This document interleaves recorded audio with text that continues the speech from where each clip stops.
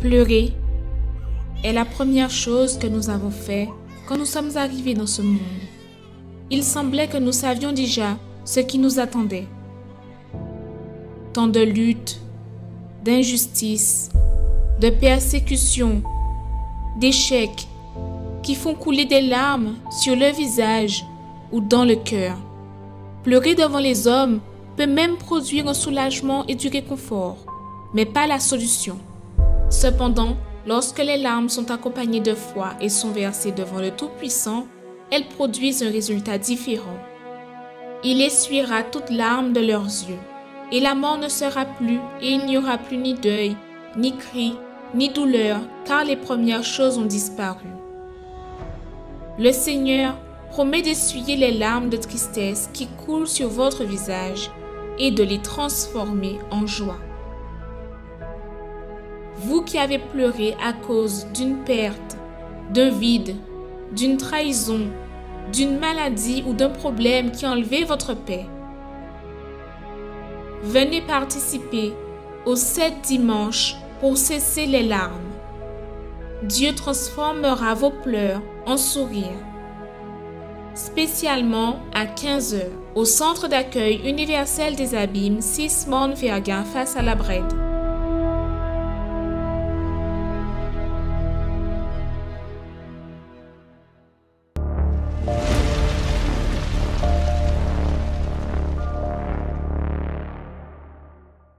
Est-ce que les pleurs et les larmes font trop partie de votre vie? Nous sommes ici dans l'émission Arrêtez de souffrir ce dimanche matin. Bien sûr, je vous souhaite une bonne journée, je vous donne un bonjour à vous tous, téléspectateurs du Canal 10, mais je vous pose cette question. Est-ce que les larmes, elles ont fait trop partie de votre vie? Parce que tout le monde pleure, mais il y a des personnes qui n'arrivent pas à cesser de pleurer. Vous allez acompanher d'ici à quelques instants le fait réel de Madame Rosiela. Elle a perdu son fils, est tombée en dépression, pensait qu'elle ne pouvait plus cesser les larmes. Son quotidien, c'était d'aller vers la tombe, vers le cimetière, pour se sentir un peu plus proche du fils qui était parti, du fils qui était le potomitan dans la famille. Peut-être vous êtes en ce moment endeuillé et vous n'arrivez pas à cesser ce deuil. Ce dimanche à 15 h, nous serons ici. Je vous attends. Je vous attends ici aussi, ce Montvergin aux Abîmes, pour, à travers la foi, vous aider et vous montrer qu'il y a un Dieu. Le même Dieu qui a fait cesser les larmes qui étaient trop présentes dans la vie de Madame Rosiela, il veut faire le même dans votre vie. D'ailleurs, si vous êtes quelqu'un qui est dans cet état, vous pouvez nous contacter par cette ligne. Ce numéro qui s'affiche ici, le fixe 28 33 83, ou le portable par WhatsApp, si vous le préférez, 0600 90 55 16 70. Envoyez-nous un message. Ce dimanche matin déjà, à travers de cette émission Arrêtez de souffrir, Dieu veut vous donner la force et vous montrer que le même Dieu qui a fait les larmes cesser, il lui a donné raison de sourire, il veut faire le même aussi avec vous. Accompagnons son histoire. C'est possible, asseyez-vous, augmentez le volume de votre télé et restez attentif, parce que ce qu'elle va parler, cher ami, peut vous sauver. Accompagnons ensemble, nous reviendrons tout de suite.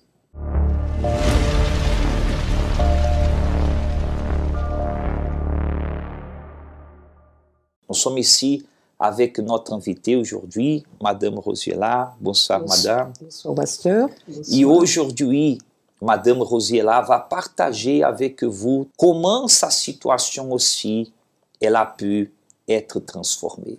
Je me souviens encore parce que j'ai fait une dépression, parce que j'ai perdu un fils dans un accident. Et là, on ne s'y attend pas. On vient vous dire, eh bien, votre fils est décédé. Même pas, il est gravement blessé. Mais je sentais dans tout ça, il y avait un décès. Et par la suite, bon, eh ben, je suis tombée en dépression. Et j'allais très mal, et mes enfants aussi d'ailleurs, pasteur. Cette souffrance, elle a commencé dans le jour que votre fils il a eu un accident. Oui. Vous pouvez raconter un peu comment ça s'est passé exactement? Alors, comment ça s'est passé? C'est-à-dire, un matin, je me réveille, et c'est vrai que je venais de me séparer avec mon ex-mari, et je le vois arriver, et je vois qu'il appelle les autres enfants qui sont montés. Bon, je me suis demandé, mais qu'est-ce qu'ils sont en train de se raconter?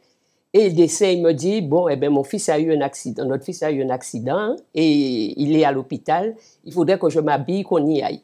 Alors, ma seule réaction était de commencer à crier, de pleurer, de courir un peu partout, et de dire que je n'y vais pas, je préfère qu'on me dise qu'il est décédé. Et un moment après, je l'ai vu en train de pleurer, c'est-à-dire il sortait de son téléphone en train de pleurer, et il me dit, oui, il est décédé. Voilà. Alors là, c'était vraiment, tout s'était écoulé autour de nous, parce qu'il y avait les enfants aussi, parce que c'était quand même, je dirais que c'était le fils vraiment qui réunissait tout le monde, c'était comme on dit chez nous, le poteau mi-temps. Et à ce moment-là, je me suis dit, non, c'est pas vrai. Qu'est-ce que j'ai fait? Qu'est-ce que j'ai fait? Je ne comprends pas. Je n'ai vraiment pas voulu y croire parce que je me suis dit, bon, c'est vrai que je suis quelqu'une, bon, comme on dit souvent, je ne suis pas méchante. Je vais à l'église, j'avais une église où j'allais tous les jours, tout le temps. Mes enfants qui ont pratiqué la religion dans cette église, à l'école, enseignement, qu'est-ce qui s'est passé? Et c'est après, on m'explique que bon, eh bien, c'est un accident de moto, alors que je ne savais même pas qu'il avait une moto. Et il s'était bien tenu à dire à ses copains de ne rien dire à ma maman. Ce jour-là, tout a basculé. Tout a basculé. Tout a basculé. Et ma maison est devenue un vrai enfer. Mes enfants qui s'entendaient très bien, alors là, c'était des disputes. J'avais même l'impression que moi-même, ils m'en voulaient. Je me suis dit, mais c'est pas possible, ils croient qu'est-ce que j'ai à voir là-dedans? Alors que je suis dans la souffrance, et à ce moment-là, j'ai besoin effectivement de l'aide. Mais non, c'était dispute, c'était vraiment entre mes enfants. C'était un enfer, pasteur. Je faisais des crises d'angoisse, je me réveillais le matin en pleurs, j'allais me coucher en pleurs. Bon, je ne voulais rien faire, c'était à peine si je me douchais, je ne faisais pas à manger. La seule qui était un peu la plus courageuse, c'était ma fille. Et vous êtes devenue une personne angoissée. Quand vous dites angoissée, comment c'était votre journée? Alors, ma journée, c'était, je me réveillais le matin. Je ne me réveillais pas un matin sans penser à lui. Je me réveillais le matin, je me réveillais en pleurs. Les enfants, s'ils étaient là, c'était bien. S'ils n'étaient pas là, j'étais dans une crise de panique, d'angoisse. Il me fallait téléphoner un peu partout pour savoir où ils étaient, leur demander de rentrer tout de suite. Le soir, je ne dormais pas, je n'arrivais pas à manger. Quand je mangeais, j'avais tellement des crises d'angoisse que je rejetais tout ce que je mangeais. Vraiment, c'est indescriptible, pasteur. Moi-même, pour me sentir bien, pasteur, il fallait que je parte le matin sur le caveau de mon fils et je pouvais passer toute la journée. C'est là où je me sentais bien, je nettoyais le caveau, je rentrais. Mais vraiment, c'était une vie sans grand, je ne sais pas. Pour moi, il n'y avait rien autour de moi. La douleur était énorme. Ah oui, énorme. Il y a un moment, ma fille m'a demandé, mais maman, qu'est-ce que tu cherches? Qu'est-ce que tu cherches? Sans compter, je me réveillais tous les jours avec un problème. Juste pour que cette personne qui est là, elle nous comprenne aussi. Est-ce que vous avez pensé qu'un jour cette souffrance, elle pouvait finir? Non, pas du tout, pasteur. J'ai même cru, je vous dirais sincèrement, comme moi je me suis dit, bon, mon fils il est décédé, c'est un signe que Dieu me donne, après ce serait moi. Mais c'est vrai qu'avant je disais à Dieu, dis-moi où je vais te retrouver, donne-moi une solution. La souffrance était tellement intense, je n'avais pas envie de me suicider, mais je disais à Dieu, je préférais qu'il m'ôtait la vie au lieu de continuer à souffrir autant. Comment est arrivée la fin de la souffrance? Le jour que la situation, elle a duré combien de temps, cette détresse, cette dépression? Bien 8 mois, pasteur. 8 mois. Bien 8 mois. Mais il a eu un jour il a eu un déclic. Vous étiez en train de dire que dans vos prières personnelles, vous demandiez à Dieu quelque chose. Oui, pasteur. Je souffrais tellement que je disais à Dieu, mais dis-moi où je vais te trouver. Parce que j'avais l'impression que, bon, que vous étiez perdu. Voilà, j'étais perdu. Dis-moi où je vais te trouver. Et c'était un soir, je venais de prendre le médicament vers 23h le soir. Et la télé, je me suis réveillée, la télé était sur Canal 10. D'ailleurs, c'est une chaîne que je ne regardais jamais. Je ne sais pas si c'est les enfants qui ont regardé et qui sont partis, parce que où j'étais couchée, où je m'endormais, c'est où on me laissait. Et c'était à moi de me réveiller quand je me réveillais pour aller dans mon lit ou rester où j'étais. Et je vois l'émission, et je vois, maintenant je sais que c'est un pasteur, un monsieur qui dit, si vous souffrez, votre famille souffre, venez à telle adresse. C'était au centre d'accueil, bien sûr, après Tapitre. Ça veut dire cette souffrance, tout ce que le pasteur était en train de dire ce soir-là, c'était pour vous. Voilà. Voilà, et à la fin, il disait, si vous souffrez, venez à telle adresse, si votre famille souffre. Et j'ai pris un bic, j'ai écrit l'adresse et le numéro de téléphone. Et je me suis dit, bon, eh bien, il faut que je téléphone, parce que si j'ai demandé à Dieu, Dieu m'a donné à voir cette émission, bon, eh bien, voilà, il faut que j'appelle. Et il y a une copine qui passait me voir régulièrement, parce qu'il savait dans quel état que j'étais et qui habitait et qui travaillait non loin, qui m'appelait porte flyer, même adresse, même numéro de téléphone. Et c'est comme ça que je me suis retrouvée le dimanche. Parce que vous n'aviez rien à faire. Voilà. Et j'étais très attentif à tout ce que je disais le pasteur. Mais quand le pasteur parlait, je disais, mais c'est ce que je vis. Et ce sont des questions que je me posais, et puis voilà la réponse. Et puis je suis restée, je sentais que ça allait beaucoup mieux. Je ne suis pas allée parler au pasteur tout de suite. Je suis repartie, mais vraiment, déjà je sentais que je commençais à avoir la paix. Et puis, comme je savais que l'église était ouverte tous les jours, je me suis dit, mais pourquoi aller sur la tombe de mon fils? Pourquoi ne pas aller à l'église? Et c'est comme ça que je me trouvais à l'église tous les jours, à faire tous les propos, et de jour en jour, ça allait beaucoup mieux, jusqu'à ce que mes fils ont été très étonnés. Comment est Madame Rosiella aujourd'hui? Alors, Madame Rosiella va très bien, pasteur. Madame Rosiella sert Dieu. Madame Rosiella est baptisée du Saint-Esprit. Et j'aide même les autres pasteurs. Les autres, même dans ma maison, ça a vraiment la paix. Mes enfants s'entendent très bien.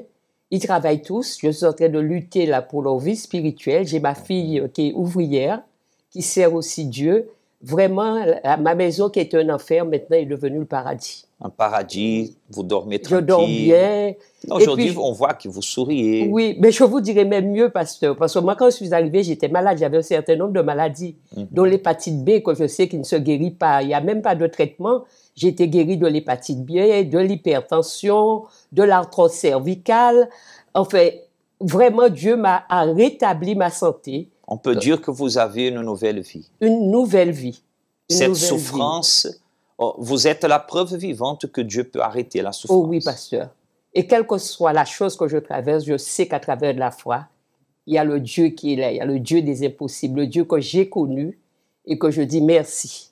Madame Rosiella, en regardant, je sais que c'est un peu difficile, mais en regardant là devant, qu'est-ce que vous pouvez parler à la Rosiella qui est là-bas à la maison peut-être? Comment vous étiez? Au monsieur Rosier peut-être? Oui. Hein? À quelqu'un qui est là et qui se trouve dans une situation pareille. Alors, ce que je dirais à cette personne, ne restez pas à la maison et puis se dire, il n'y a aucune solution. Il y a toujours une solution parce que moi, je suis la preuve vivante. Parce que moi, je n'ai jamais cru aujourd'hui, j'aurais retrouvé le sourire, j'aurais retrouvé vraiment cette vie que vraiment, je dirais même que je prends plaisir à vivre. Alors, ne restez pas chez vous. Venez, vous avez l'adresse au centre d'accueil. C'est où on va vous faire connaître vraiment le Dieu vivant, le Dieu des impossibles. Parce que Dieu nous a pas mis pour que nous puissions souffrir. Nous restons à souffrir. Il est là. Alors venez chercher Dieu, venez rencontrer Dieu, venez chercher votre délivrance. Vraiment, vous allez gagner.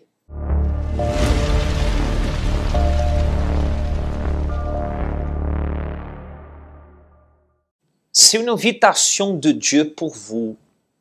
C'est cette dimanche pour cesser les larmes. Pour cesser. Ce n'est pas pour stopper à peine la larme, mais c'est pour stopper ce qui vous fait pleurer. Comme vous avez entendu son témoignage, aujourd'hui elle sourit, aujourd'hui sa famille est restaurée, aujourd'hui elle sert Dieu et elle peut aider d'autres. Et c'est ça que nous voulons que vous compreniez. Ce n'est pas parce que vous vous trouvez dans ce trou, dans cette souffrance, que vous êtes obligé de rester là. Ce n'est pas parce que vous êtes tombé que vous êtes obligé de rester à terre. Ce n'est pas parce que vous êtes tombé dans un problème, dans une maladie, dans une souffrance qui vous fait pleurer, que vous devez rester là tombé. Dieu veut vous relever. D'ailleurs, il promet. Il dit là, tu as délivré mon âme de la mort, mes yeux des larmes et mes pieds de la chute. Ça veut dire, même si vous êtes tombé, peut-être vous êtes tombé, et tombé fort, au point de vous sentir comme si tout est cassé, tous les os sont cassés. Physiquement parlant, tous les os sont là. Mais vous vous rendez compte que ça ne va pas. Nous voulons vous aider aujourd'hui, comme Dieu a aidé Madame Rosiela, Dieu veut vous aider. J'aimerais d'ailleurs déjà réaliser une prière en votre faveur. Priez pour vous qui êtes dans cette situation, que vous pleurez et vous n'arrivez pas à cesser ces larmes. Aujourd'hui, à 15 heures, cette réunion pour faire cesser cette souffrance et ces larmes. Si vous avez l'opportunité, nous allons nous préparer, vous allez accompagner en ce moment l'invitation pour la prière et nous allons revenir déjà, prions pour vous. Et tout de suite après, nous allons vous dire que ce que vous devez faire aujourd'hui encore. Préparez-vous, après l'invitation pour la prière, nous reviendrons avec vous tous. Un moment là ça, participez à une prière spéciale. C'est bon moment pour parler avec bon Dieu, d'avoir. C'est lui tout seul, il peut aider. Nous caille semble foi en nous bazote. Seigneur Dieu et Père, les larmes font partie de la vie de beaucoup de personnes qui nous assistent en ce moment. Fait partie du quotidien. Il y a des personnes d'ailleurs, Seigneur, qui pleurent trop souvent, qui n'arrivent pas à arrêter de pleurer, que des fois, quand elles s'arrêtent, elles pleurent, que son oreiller témoigne tous les jours cela. Elle veut cesser. Elle veut cesser ses larmes, mais elle veut aussi cesser tout ce qui l'a fait pleurer. Des fois, mon Dieu, cette personne qui nous assiste en ce moment, elle est même en conflit. Elle est en conflit avec elle-même, en conflit avec la famille, avec les autres, parce que elle ne veut pas pleurer. Mais c'est plus fort qu'elle, il n'arrive pas. Il n'arrive pas à cesser cela. Mais nous te demandons, viens maintenant, Seigneur.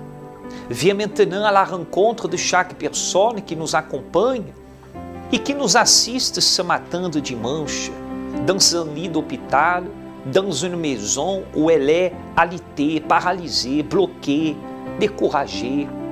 Pensons même, comme Madame pensait, que pour elle, il n'y avait plus de solution. Seigneur, tu as dit dans ta parole que tu es la résurrection et la vie. Alors, viens mon Père, viens ressusciter cette personne, viens ressusciter la vie, la foi, le courage, l'envie de lutter. Viens ressusciter, mon Dieu, et enlève, arrache tous ces fardeaux et ces fléaux et donne à lui, donne à elle la victoire. Nous bénissons à tous et qu'à travers de ton esprit, Seigneur, cette maison soit déjà illuminée. Où il y avait ténèbres, où il y avait totalement une envie contraire, qu'au nom de Jésus, la vie entre dans cette maison, au nom du Seigneur Jésus. Et si vous êtes d'accord, dites Amen. Grâce. Recevez, quel que soit l'endroit où vous êtes, qui vous êtes, soyez relevés. Et que cette journée de dimanche, elle soit une journée de différence au nom du Seigneur Jésus. Mon Dieu, donne la force, prépare déjà le parcours de cette personne jusqu'ici où elle va trouver cette porte ouverte qui va l'amener à cesser cette douleur, cette souffrance. Nous bénissons à tous au nom de Jésus. Amen et grâce à Dieu. Amen. Vous avez maintenant l'opportunité d'agir, de réagir, de faire face. D'ailleurs, tout à l'heure déjà, ce dimanche, nous commençons les 7 dimanches, les dimanches de Notre Père. Apparemment, c'est quelque chose de simple, mais c'est quelque chose aussi qui est très béni par la prière. Vous allez apporter avec vous aujourd'hui une bouteille d'eau et un pain. Et vous allez venir avec à l'église. À 7 heures, la réunion vient déjà de commencer, ou tout à l'heure à 9h30, dans le centre d'accueil le plus proche de chez vous. D'ailleurs, vous allez accompagner cette invitation et nous reviendrons pour vous parler plus à ce sujet d'ici à quelques instants. Vous servirez l'Éternel, votre Dieu, et il bénira votre pain et vos eaux. Et j'éloignerai la maladie du milieu de toi. Dans cette promesse, nous voyons l'attention de Dieu envers ceux qui désirent le servir. Comme résultat de cette attitude, il répond tant aux besoins physiques qu'aux besoins spirituels. Ce dimanche, préparez du pain et une bouteille d'eau afin de les consacrer. Et à travers la foi, quand vous allez partager ces éléments avec votre famille, qu'il y ait la guérison de toutes les maladies et la bénédiction totale de votre foyer. Dimanche, à 7h ou à 9h30, dans le centre d'accueil d'hommes le plus proche de chez vous. Vous allez accompagner un exemple de plus. Madame Marinette va vous parler de ce qui est arrivé à travers cette bénédiction que nous ferons ce dimanche. Du pain, de l'eau, bénissons aussi toutes les familles pour que rien manque. Ce qui a manqué ne manque plus. Qu'est-ce qui a manqué dans votre quotidien? Accompagnez son fait réel et nous reviendrons avec vous. Bonjour, je m'appelle Marinette. Avant d'arriver au centre d'accueil universel, j'étais très malade. J'étais algique, c'est-à-dire que j'avais des douleurs qui apparaissaient 1 ou 2 fois dans la semaine. C'était des crises et ça pouvait durer 1 ou 2 heures, mais 1 ou 2 heures intenses. Au niveau des omoplates, c'est comme si on me taillait la chair. Il y avait des jours, c'est comme si on me mettait une boule de feu. Donc ça me chauffait, j'étais en hyperthermie, la douleur était diffuse au niveau des cervicales, j'avais des céphalées, j'avais des fourmillements au niveau de la tête. Et j'ai consulté des médecins qui m'ont orienté vers des spécialistes.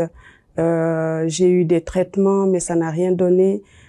J'ai fait des explorations, j'ai fait l'imagerie médicale, radio, IRM, scan, ils n'ont rien trouvé.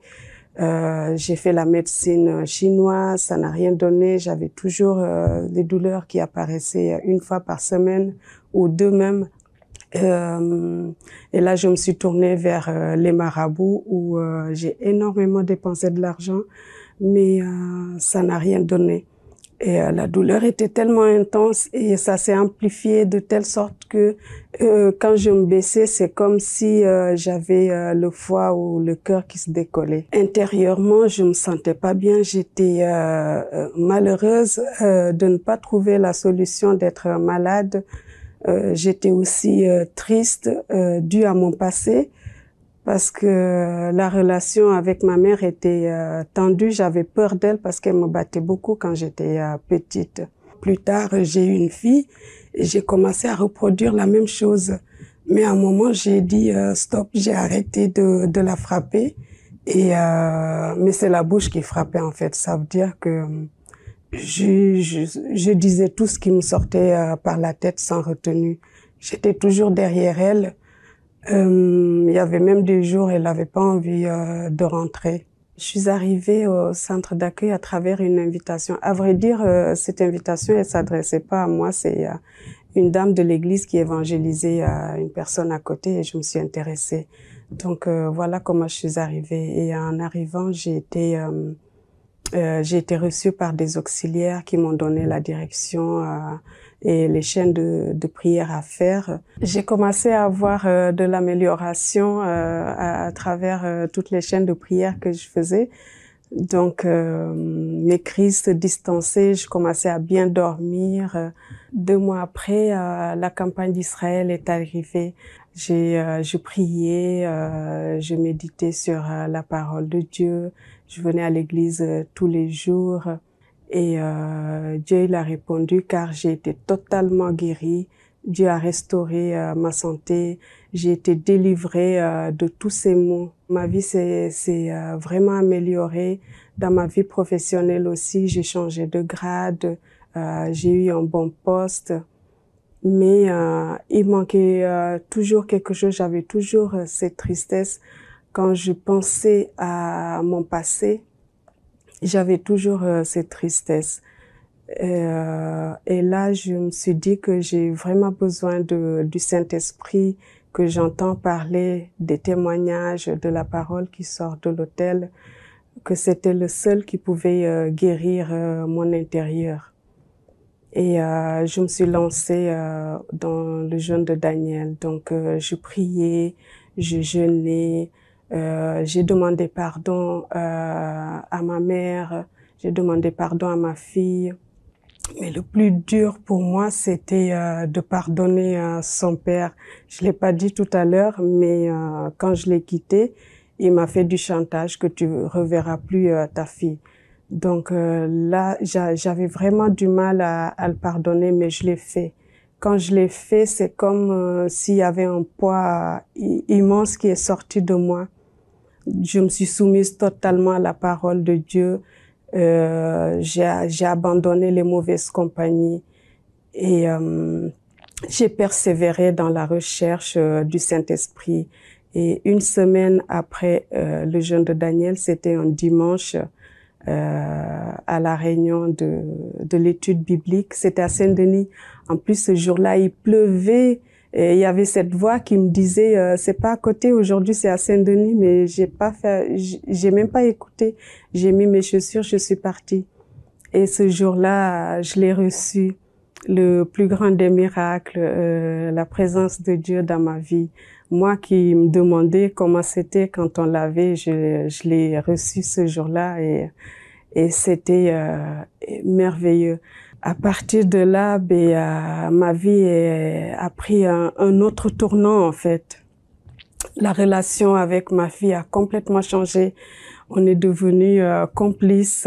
Avec ma mère, ma relation aussi a beaucoup changé. Moi qui avais peur d'elle, je la serre dans mes bras. Elle qui m'appelait jamais, maintenant elle m'appelle. Dans ma vie professionnelle aussi, je suis beaucoup appréciée. Mes attitudes ont changé. C'est une joie intense.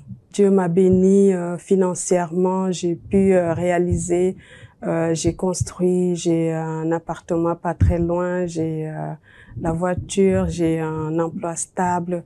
Dans ma vie familiale, tout va bien, on est unis. Et dernièrement, je voulais reprendre mes études en faculté. Je venais à l'église tous les jours, je me levais à 3 heures pour prier. J'évitais les conversations futiles. 3 mois plus tard, j'ai reçu une réponse favorable. Donc, ma formation a été prise en charge dans sa globalité.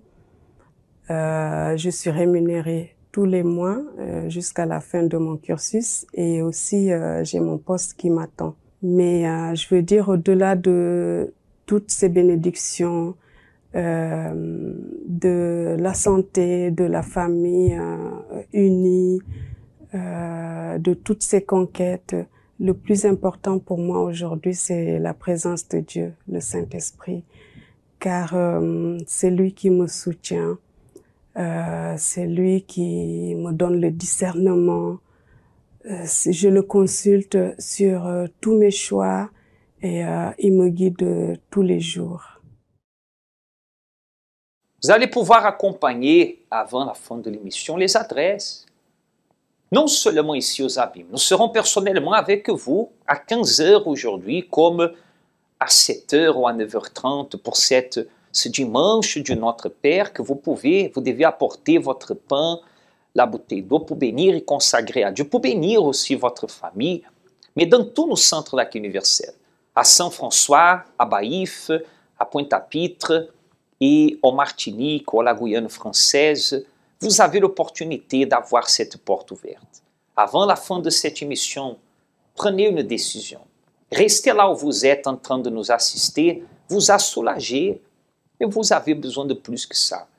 Vous avez besoin vraiment de réagir. Faites de ce mois d'août un mois que les choses seront différentes dans votre vie. Je vous souhaite un bon dimanche et je vous dis à tout à l'heure. Nous serons ensemble pour vous aider à avoir véritablement un nouveau départ dans votre vie et dans votre famille. Dieu vous bénisse. Connaissez-vous nos centres d'accueil universels ici dans les Dômes?